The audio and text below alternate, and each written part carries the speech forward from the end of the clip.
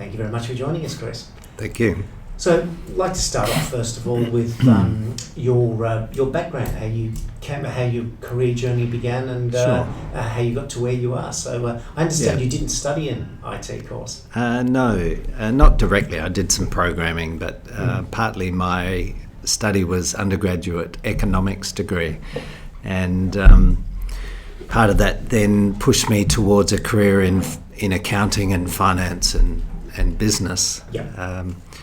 But I found in my work experience before I went to uni, I got exposed to IT back then, and in fact ended up being a systems administrator at a young age and a office manager, and we had an IT team that sat out the back that did all sorts of weird and wonderful things. So that was a digital deck system. Right.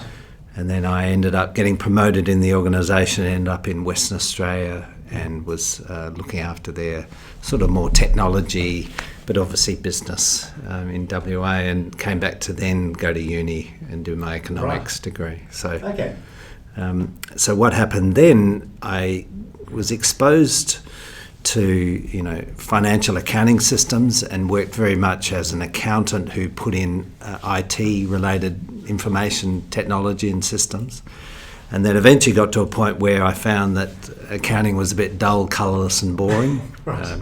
There's only so many reconciliations that you can do and get excited about, and whereas the possibility and the exposure that information technology can offer, information systems and business improvement and doing new things and systemising manual processes, that was exciting. And so I was in that from what would have been the early 80s through. So I started my first career role in about 1979 or something, and ended up interstate and then went to uni. And while I was at uni, I had the pleasure of working for some national companies while I was at uni and doing systems work.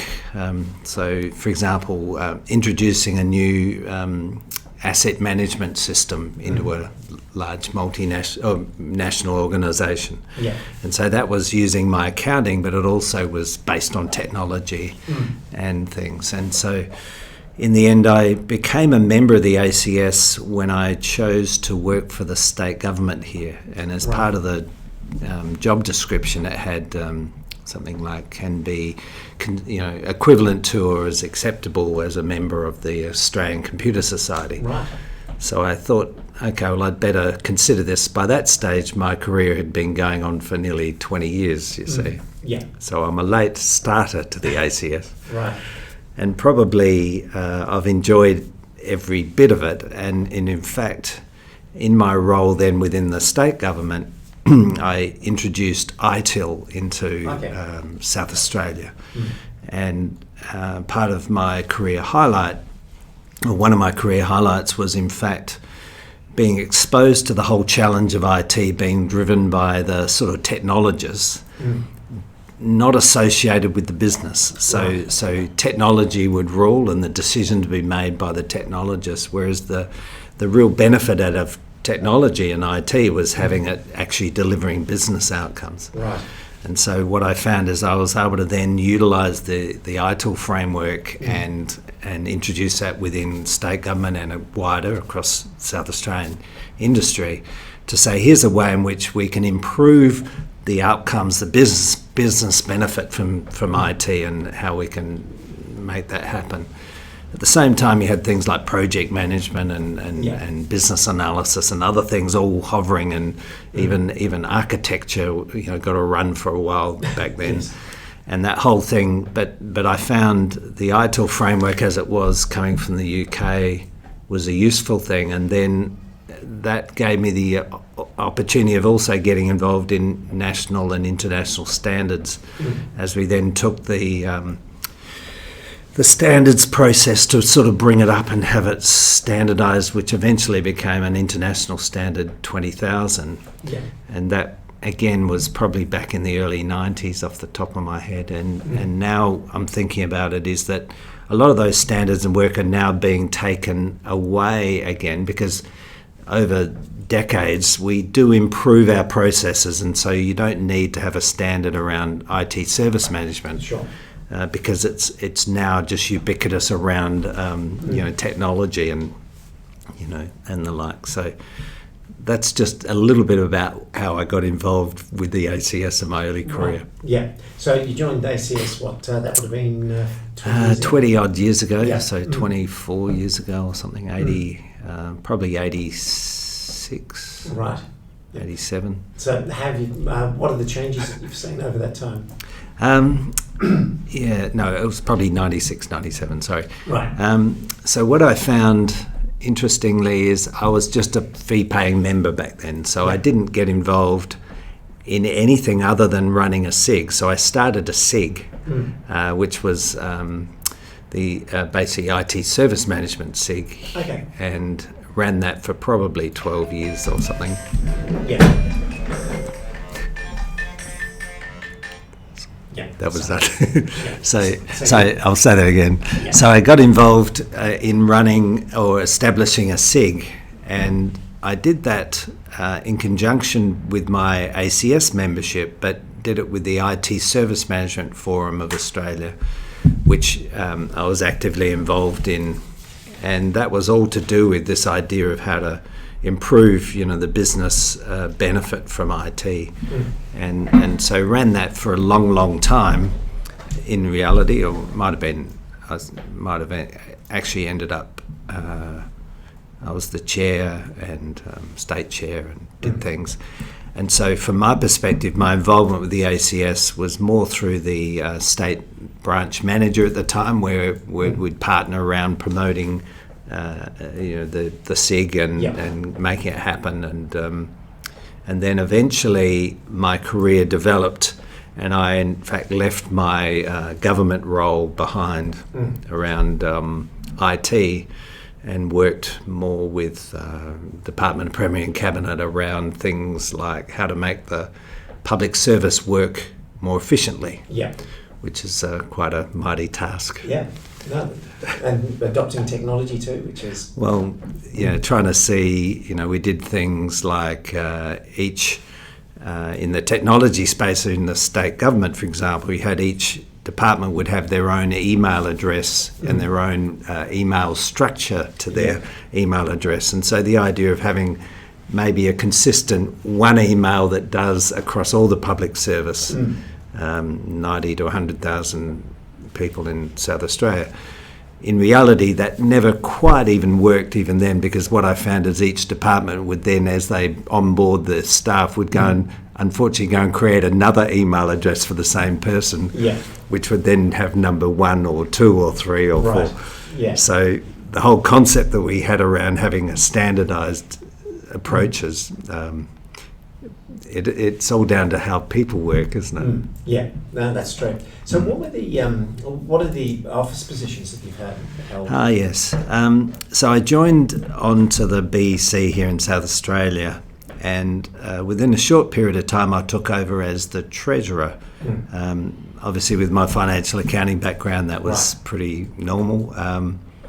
I enjoyed that process. We worked through with the now former President Nick Tate and former President Johan Ramasanga, and we worked on just reforming some of the financial management of the organisation, and that meant, in a way, the ACS was legally an entity out of the ACT under the Associations Act, and so you had then various branches all with funding and resources and property and things, and so it was a little bit of a mess. And in fact, where it came down to the crunch was around cash flow and in fact investments, and getting a maximum return on those investments by consolidating the funds that were sort of previously in little pockets and pots and bits and pieces. So that was one of the jobs that I had, and then I think I became vice chair and eventually chair, and then sat on Congress and was a national congressional rep, which I really enjoyed, because that role was wider than just looking at the interests of South Australia, a bit like being a senator for the federal government, where you're voted in from the constituency and you've got an obligation to that constituency, but you're sitting at the big table to try and make best decisions for the whole. And so as a national congressional rep, sitting on management committee, that ability to see things wider and how we can work better across the whole. And then I put my hand up and took on the role of National Treasurer. Right. Of which I think I'm in just over 2 years in that role now. Yeah, right. Yeah, so, and still seeing lots of change. Well, it's transformational. Right. That's probably the way we could talk about the ACS. Sure, yeah. Yeah. So what's your thoughts on the general direction of the Australian technology industry? Yeah, it's a good question. So one thing that really, in my early career, that did actually call me to action, and it was a fellow named David Murray, and he was the chief executive of this Commonwealth Bank. Yes.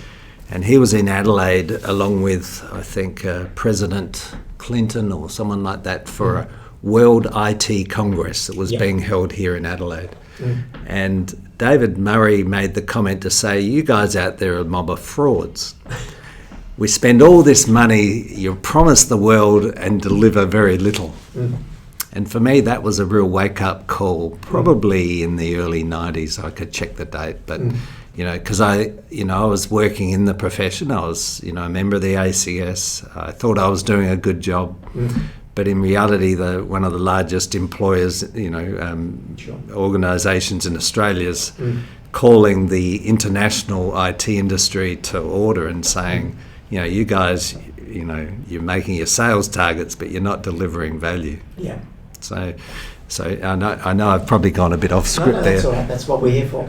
Yeah, so where's the ACS? So part of this is around the professionalism of the staff, and it's actually encouraging early career talent, as well as more senior heads like myself and others, to sort of make a contribution that's benefiting society rather than just a return on investment for shareholders in organisations. And so probably I've made decisions in my career not to focus on the money and the power and the big salaries, and I've made decisions to try and work with organisations to make a positive difference. Yeah. And that's sort of meant working for the public service, working for non-for-profit. And as a plug, I'm the chief executive of a small charity, or a charity that looks after people's health information called Medic Alert. Right. And so I pride myself on things like information security, so that in this cyber risky world that we now normal. Probably back 10, 15 years ago when I got into information security, it wasn't quite as heightened as it is today. With the state-sponsored actors wanting to take advantage of large databases. And so in the role that I look after people's health information, and have done that for the last 15, 20 years, whatever, see that as a major part of the profession to ensure that whatever we're doing is keeping people safe and keeping the data safe. And probably the second bit I've enjoyed with the ACS, and where I see it happening, is around data sharing. So this issue of privacy and privacy protection, and how to manage the trade-off between sharing information and still protecting people's personal identity. And that is quite a challenge, and the trade-offs and the business challenges and the benefits, and that's a really interesting place. And probably for that, working with Ian Opperman on many projects, and I chair the ACS Data Sharing Committee, and probably will now be stepping back from that this year, but I've sort of made a passionate commitment to saying, how do we do things better? How can we make better benefit out of the big databases that are sitting very often locked in different entities? Which my philosophy is, by bringing the data together, you can actually make a lot better decisions. Not necessarily AI stuff. I'm going to keep that to one side. Sure. I see that as a little bit unethical, but we'll push into ethical data sharing, where there's understanding of the risks and the controls needed to make that happen, and things like the sort of the work that comes into government spending, say on the NDIS program, and saying how do we make sure that the data that we're collecting or that's coming through the NDIS program about looking after people with disabilities and other challenges, and how do we bring that together to make really good allocation of government public funding to make sure that the outcomes are being achieved for the individuals, and there's good value for money out of that. And so for me, that's all around data sharing and analysis. And so then you go the data sharing, and then the cherry on the top is then how you do the analysis and get the insight from that sort of activity. And so as you can understand, from my passion, it's around enabling all of that to be possible and having skilled people who can really do the broad spectrum of that whole piece. And so to paint the picture, you can't actually achieve that just with an IT programmer. You need to have a business head there that's specifying what's the business challenge and what are we trying to get out of it. So then you've got people who are really good at thinking about algorithms and how you can analyze the data. So there's a data analysis and then an algorithm development and asking the sort of questions.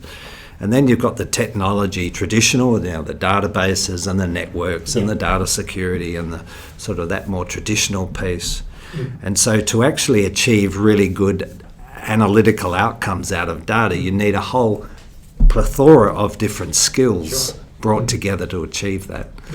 Not just what might be more traditional programmer or a technologist or a network engineer or a database person. You need to have all of those people working together. And those generalist skills to manage it. And so for me, that's where I see the benefit of the ACS, which is that broader concept of skills and capability across the spectrum of technology or information technology. Well, you're very much touching on what my next question was going to be, and that is, where do you see the future for ACS? So I am excited about the vision and strategy that the ACS have committed to under a now former CEO, Chris Vienne.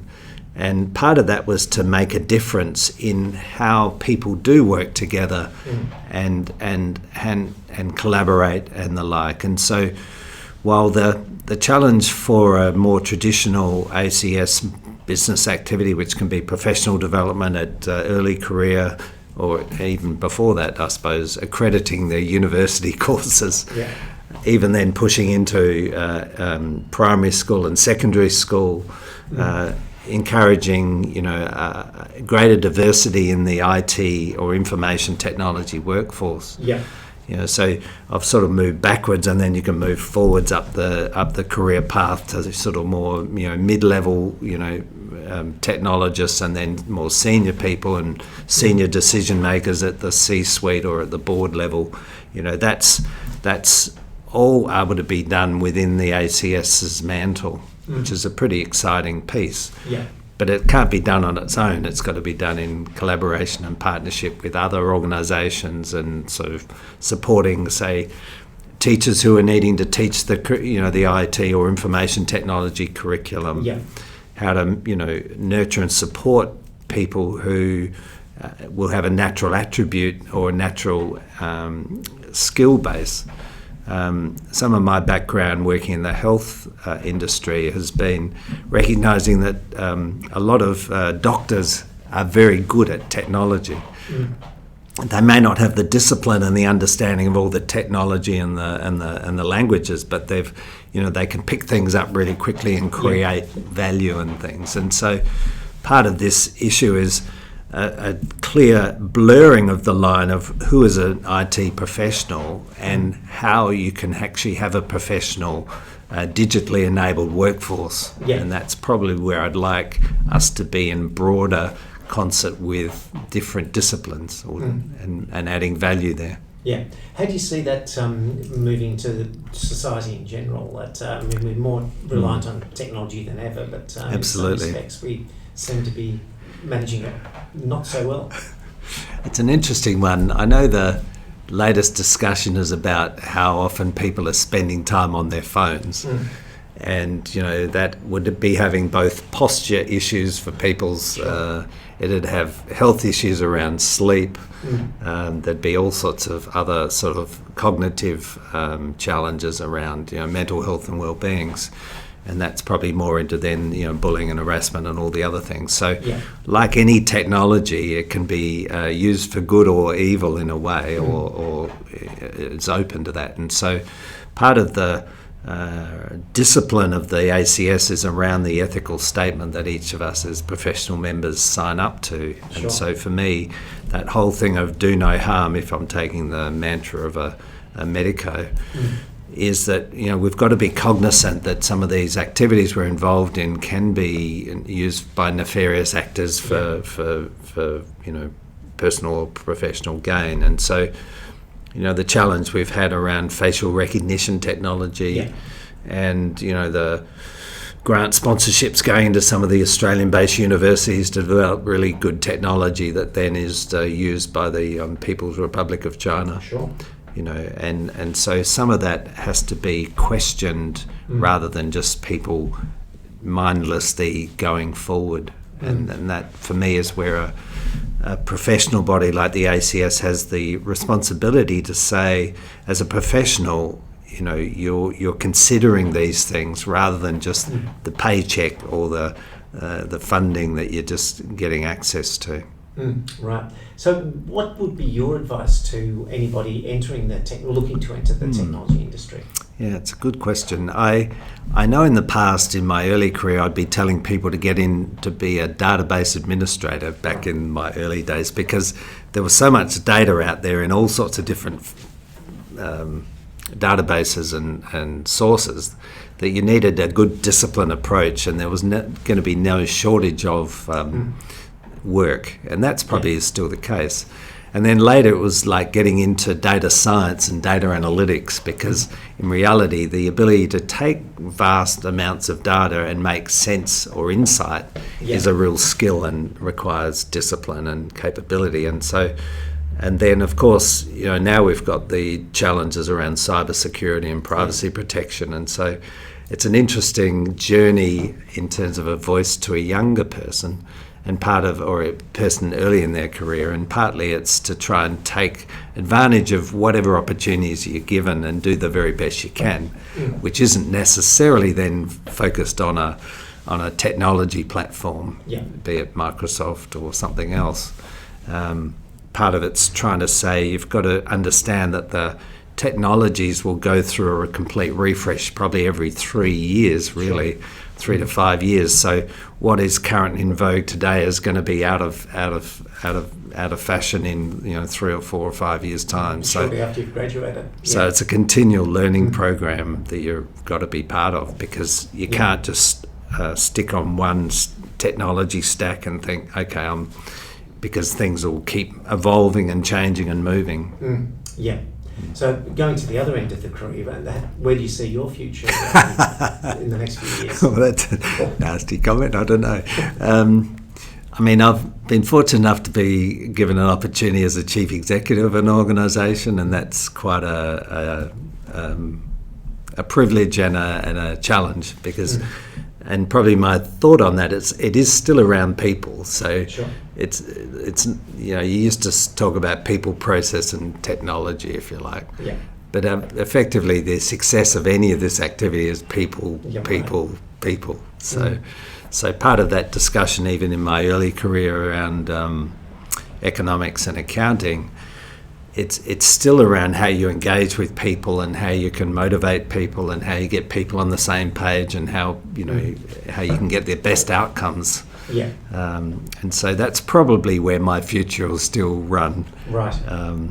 I haven't really. I'm enjoying what I'm doing now, and I haven't really thought about where that'll run. Sure. Partly, it's fair to say technology does keep on moving. So it's it's a privilege to be able to work internationally around the space. So that's what I like working with, trying to make a difference in rather than just in the small pond. National, international is where I've enjoyed that. Well, any closing thoughts?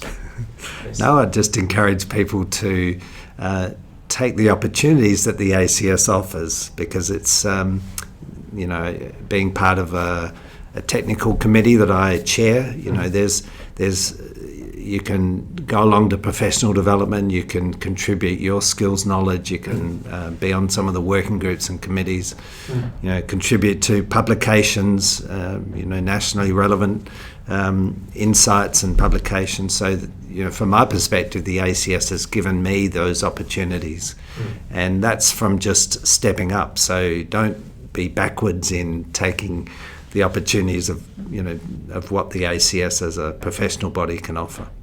Excellent. Well, thank you very much for your time. Thank you, Paul.